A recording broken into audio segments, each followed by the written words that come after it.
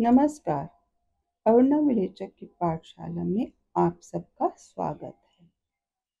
आज हम स्पर्श भाग 2 पद्य खंड के अंतर्गत कबीर की साखी के बारे में जानेंगे। बच्चों, कबीर दासी ज्ञान मार्ग की शाखा के प्रमुख एवं प्रतिनिधि कवि माने जाते हैं। उनका जन्म 1398 ईस्वी में काशी में हुआ था और उनका निधन 1518 के आसपास मगहर में माना जाता है। कबीर दास की रचनाओं का संकलन बीजक नाम के अंतर्गत शबद, साखी और रमैनी है।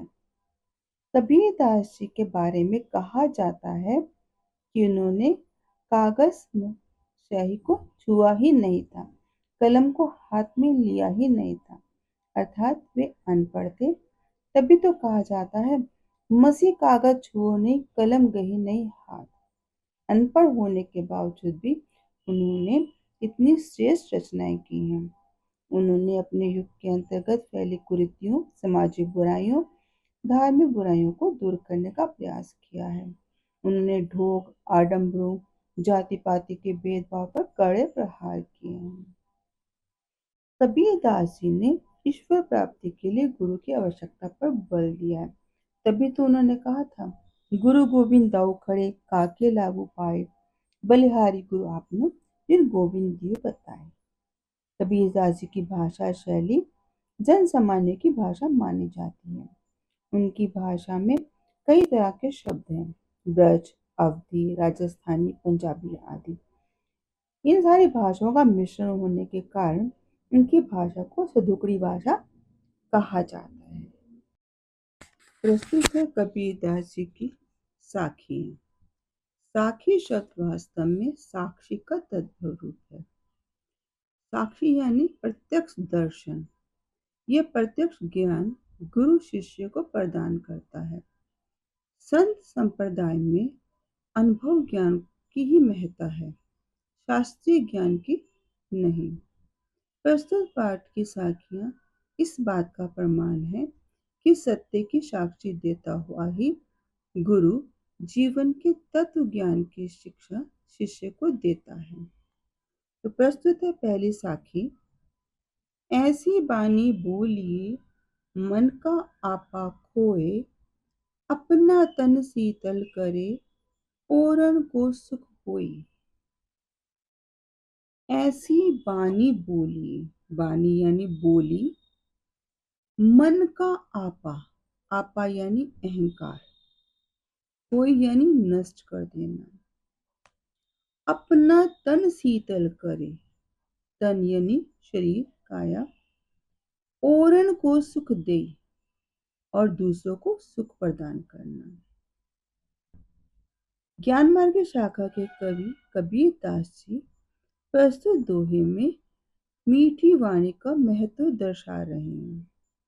कबीर दास जी कहते हैं कि हे मनुष्य, ऐसी बानी बोलिए, आपको ऐसे वचन बोलने चाहिए, ऐसी बातें बोलनी चाहिए, वाणी आपकी ऐसी मधुर होनी चाहिए, मन का आपा खोई, जिसमें आपका अहंकार ना झलकता हो, आपका घमंड अहंकार ना हो।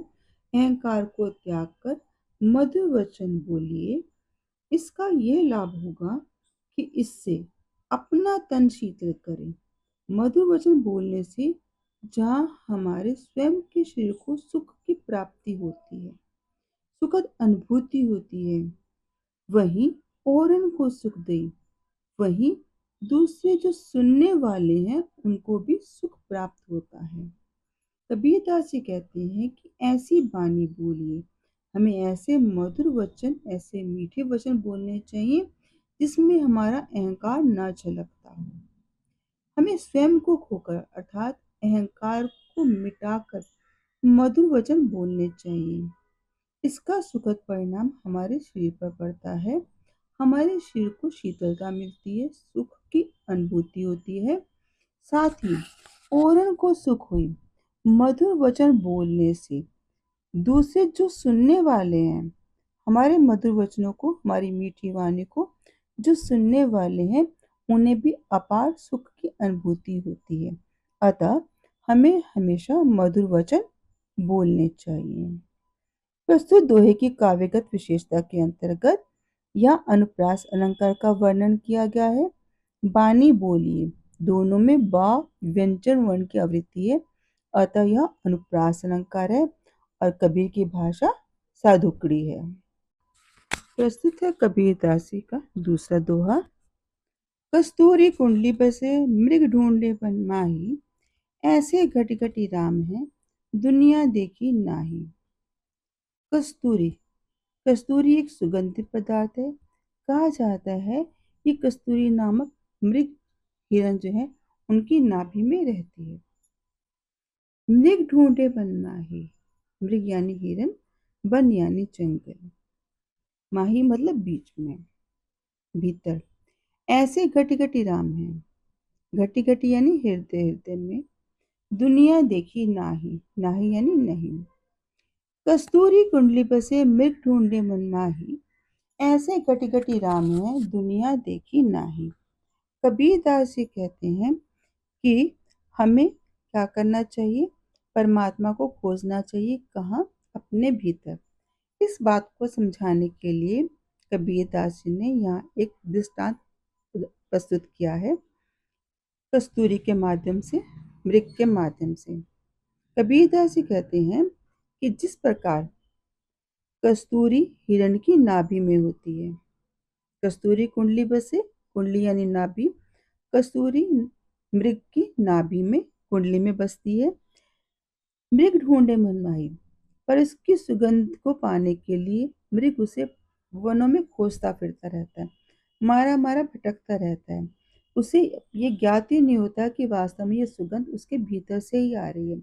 उसके अंदर जो कस्तूरी है उसका उसे भान ही नहीं होता, एहसास ही नहीं होता। कबीरदास जी कहते हैं कि ऐसी ही दशा जो है मनुष्य की है। ऐसे घटी घटी राम है दुनिया देखी माही। कबीरदास जी कहते हैं कि जो राम है, परमात्मा है, लोग उन्हें पाने के लिए मंदिरों में, तीर्थों में ढूंढते फिरते हैं, भटकते रहते हैं। जबकि परमात्मा का वास कहाँ है? हमारे हृदय में ही है। आत्मा के रूप में परमात्मा का एक अंश जो है हमारे हृदय में विराजमान रहता है, परंतु अज्ञानतावश हम परमात्मा को खोजने के लिए मंदिरों में, तीर्थस्थानों में भटकते रहते हैं।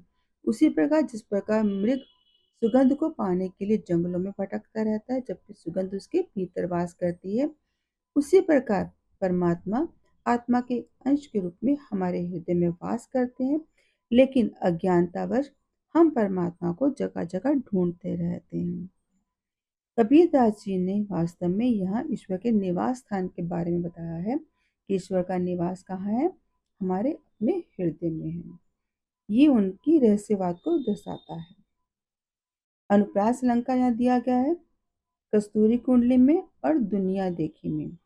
कस्तूरी कुंडली दोनों में का व्यंजन वर्ण की आवृत्ति है, दुनिया देखे में द वर्ण की आवृत्ति है। प्रस्तुत पद में एक और अलंकार है पुनरुक्ति प्रकाश अलंकार। घटी घटी, जहाँ एक ही शब्द दो बार आ जाता है वह अनुप्रास अलंकार, वह पुनरुक्ति प्रकाश अलंकार होता है। प्रस्तुत है कबीरदास जी का अगला दोहा। जब मैं था तब हरि नहीं, अब हरि है मैं नाही, सब अंधियारा मिट गया जब दीपक देखा माही। जब मैं था तब हरि नहीं, मैं अर्थात अहंकार, हरि यानी भगवान।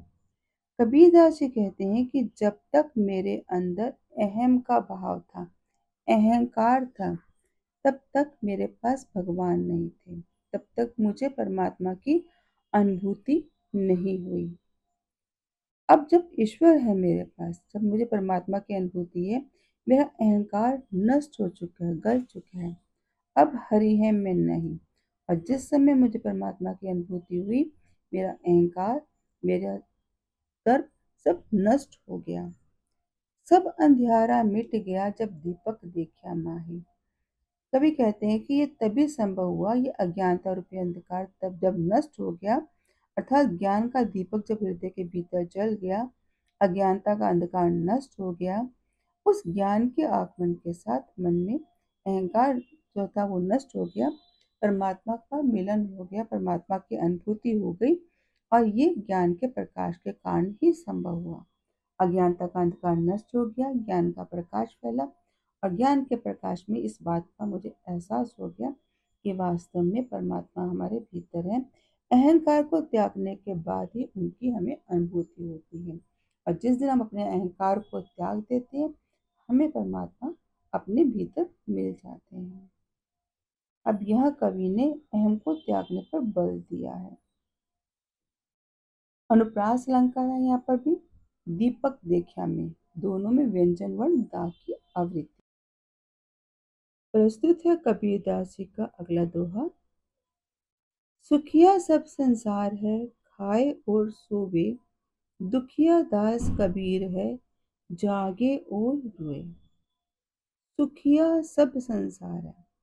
कबीरदास जी कहते हैं कि ये सारा संसार सुखी है। क्यों? क्योंकि ये खाता है और सोता है, मस्त रहता है, इसे किसी प्रकार की चिंता नहीं सताती। लेकिन दुखिया दास कबीर है। कबीरदास जी अपने आप को दुखी मानते हैं। उनको लगता है कि सबसे ज्यादा दुखी वो हैं और दुख के कारण वे जागते रहते हैं और रोते रहते हैं।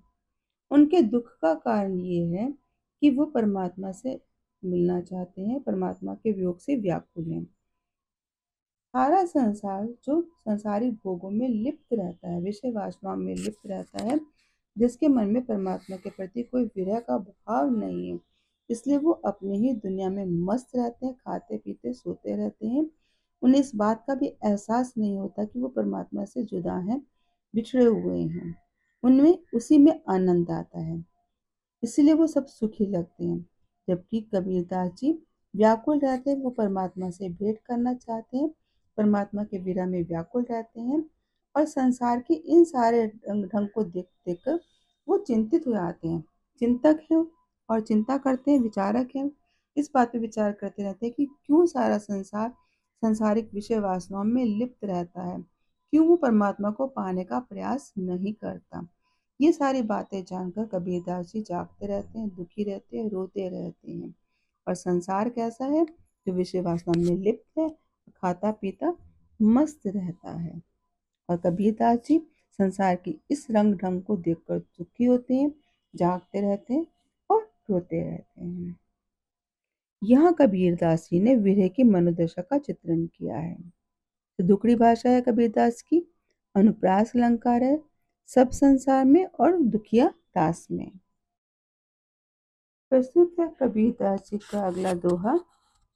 वीरे वंगम तन बसे, मंत न लागे कोई, राम योगी ना जीवे, जीवे तो बोरा होए। विरह यानी वियोग की पीड़ा, वंगम यानी सांप, तन शरीर, जीवे जीवित रहे, बोरा यानी पागल, मंत उपाय। यहाँ कवि ने राम वियोगी की मनोदशा का चित्रण किया है। कबीरदास जी कहते हैं कि विरह भोंगम तन बसे, जो विरह का भाव है, विरह रूपी सर्प जो है वो मनुष्य के शरीर में जब वास करता है। कबीरदास जी ने यहाँ रूपक का सहारा लिया है, रूपक अलंकार का सहारा लिया है। राम वियोगी यानी राम रूपी वियोगी। राम योगी की दशा कैसी है? जब सर्प योग का सर्प उसके शरीर में वास करता है, तब उस पर किसी भी तरह का मंत्र या उपाय असर नहीं करता। मंत्र न लागे कोई, कोई भी मंत्र या उपाय कोई भी असर नहीं करता। सच बात तो यह है कि राम वियोगी ना जीवे, जो राम के वियोग में व्यथित होते हैं वो जीवित ही नहीं रह पाते हैं। जीवे तो बोरा हुए, और अगर वो जीवित रह जाते हैं तो कैसे हो जाते हैं? पगला जाते हैं। कबीरदास जी कहते हैं कि विरह रूपी सर्प जब तन में वास कर जाता है, यानी राम के प्रभु के वियोग में जो व्यक्ति व्यथित हो जाता है, तो क्या करता है? वो व्याकुल हो जाता है। उसके तन पर किसी भी तरह का तब कोई मंत्र उपाय जब तक कोई असर नहीं करता, वो प्रभु के विरह में व्याकुल होकर तड़पना शुरू कर देता है। राम योगी ना जिए, प्रभु के वियोग की तीव्रता जब इतनी ज्यादा बढ़ जाती है तो अपने प्राण तक भी वो त्याग देता है, जीवित नहीं रहता। और यदि वह ऐसा नहीं करता, जीवित तो रह जाता है, तो कैसा हो जाता है? वो बौरा जाता है, व्याकुल हो जाता है, दशा उसकी पागलों जैसी हो जाती है। ये सामान्य स्थिति नहीं कहलाई जाती। तो कवि कहते हैं कि व्यक्ति को प्रभु के विरह में व्याकुल होने की बजाय उसको पाने का प्रयास करना चाहिए। यहाँ कवि की मनोदशा का चित्रण किया गया है। रूपक अलंकार का प्रयोग किया गया है। सदुकड़ी भाषा अपनाई गई है। प्रस्तुत है कबीरदास जी का अगला दोहा। निंदक नेड़े राखिए, आंगन कुटी बंधाए, बिन साबुन पानी बिना निर्मल करे सुभाए। निंदक नेड़े राखिए, निंदक यानी बुराई करने वाला, नेड़े यानी निकट पास, आंगनी यानी आंगन, साबन साबुन, पानी पानी और निर्मल यानी पवित्र। कबीरदास जी ने कहा है कि हमारे जीवन में जो निंदक हैं, बुराई करने वाले हैं, उनकी भी अपने ही महत्व है, उनकी भी आवश्यकता रहती है। तो निंदक की आवश्यकता पर प्रकाश डालते हुए कबीरदास जी कहते हैं कि निंदक नेड़े राखिए, कि जो निंदा करने वाला व्यक्ति है उसे हमेशा अपने पास रखिए। आंगन कुटी बंधाई, यहाँ तक कि अपने घर के आंगन में ही उसकी कुटिया बनवा कर रख देनी चाहिए। अर्थात उसे अपने इतने पास रखो कि आंगन में ही उसकी कुटिया हो। और इसका लाभ क्या होगा? बिन साबुन पानी बिना निर्मल करे सुभाई, क्योंकि वह बिना साबुन पानी के हमारे चित्त को, हमारे स्वभाव को निर्मल कर देगा। क्यों? किस प्रकार? क्योंकि वह बिना साबुन पानी का इस्तेमाल किए जब रात दिन हमारी निंदा करता रहेगा, उस निंदा को सुनकर अपनी कमियों को जान लेंगे और फिर हम अपनी कमियों को सुधारते जाएंगे। जैसे जैसे वो हमारी त्रुटियों पर इंगित करेगा, इशारा करेगा, हम उन त्रुटियों को दूर करते जाएंगे। हमारा स्वभाव और अधिक निर्मल, स्वच्छ, अच्छा बनता चला जाएगा। तो निंदक को, बुराई करने वाले को अपने पास रखने पर हमारा अपना ही भला है। इसलिए वो कहते हैं कि निंदक नेड़े राखिए, कि जो आपकी बुराइयां करता है रात दिन आपके समक्ष रहकर, तो यहाँ तक उसको इतना पास रखो कि उसकी कुटिया अपने आंगन में ही बना लो। और जब वो हमारे पास रहेगा, रात दिन हमारी बुराई करेगा, तो बिना साबुन पानी के हमारे स्वभाव निर्मल हो जाएगा। क्यों? क्योंकि वो रात दिन बुराई करेगा। और जब वो बुराई करेगा, हमारी त्रुटियों को उजागर करेगा, उन त्रुटियों को जानकर उनमें हम सुधार करते चले जाएंगे और इस प्रकार धीरे धीरे हमारा स्वभाव और अधिक अच्छा, बेहतर बनता चला जाएगा। कबीरदास जी ने यह विभावना अलंकार का प्रयोग किया गया। इस अलंकार की खास बात यह है कि इसमें बिना किसी वस्तु के कोई काम हो रहा होता है। अब यहाँ वस्तु क्या है? साबुन पानी का तो इस्तेमाल ही नहीं हो रहा। बिना साबुन पानी के स्वभाव निर्मल हो रहा है, यानी बिना किसी चीज के कोई काम हो रहा है। तो यहाँ विभावना अलंकार का प्रयोग किया गया है। अनुप्रास अलंकार भी है यहाँ पर। निंदक नेड़े में, दोनों में न व्यंजन वर्ण की आवृत्ति हुई है। प्रस्तुत है कबीरदास जी का अगला दोहा। पोथी पढ़ी पढ़ी जुग हुआ, पंडित भया न कोय, एके आखिर पीव का, पढ़े सो पंडित होय। पोथी यानी ग्रंथ, पुस्तक कोई भी, हुआ यानी मर गया, अक्षर यानी अक्षर, पीव यानी प्रेम। पोथी पढ़ पढ़ जुग हुआ, ये सारा संसार जो है किताबें पढ़ पढ़ कर, पोथियां पढ़ पढ़ कर मर गया, पर अभी तक कोई भी पंडित नहीं बना। अर्थात केवल किताबी ज्ञान को पढ़ने से कोई भी पंडित नहीं बनता है।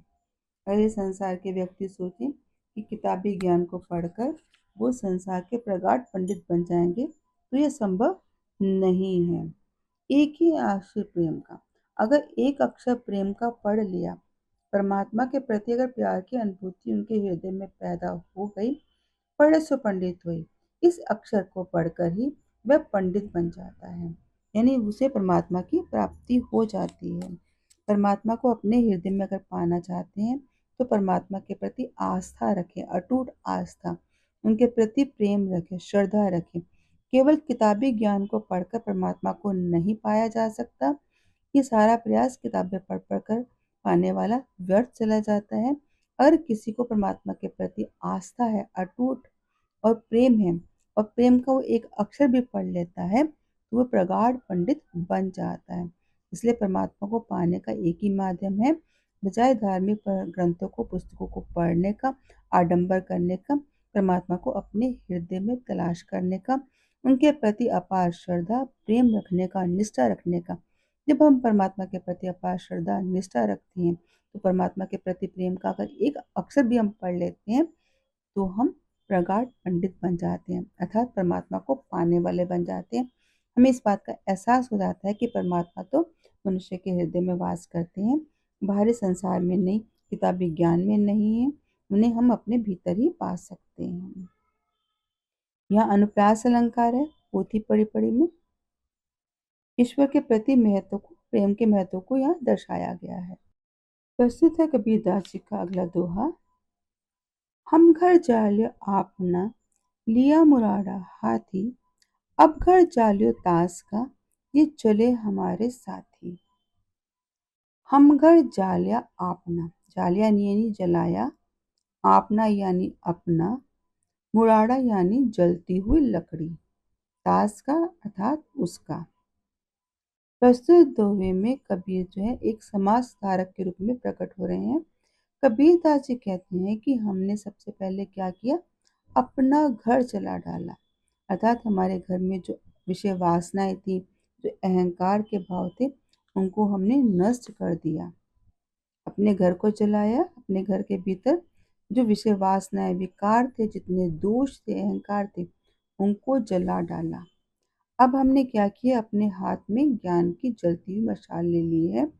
और अब हम घर जालियो तास का, अब हम उसका घर चलाने वाले हैं जो हमारे साथ चलना चाहता है, अर्थात जो हमारे साथ परमात्मा के मार्ग पर जाना चाहता है, परमात्मा को पाना चाहता है। तो उसे हम बताना चाहते हैं कि परमात्मा तभी मिल सकते हैं जब हम अपने भीतर से सारी विषय वासनाओं को जलाकर नष्ट कर दें।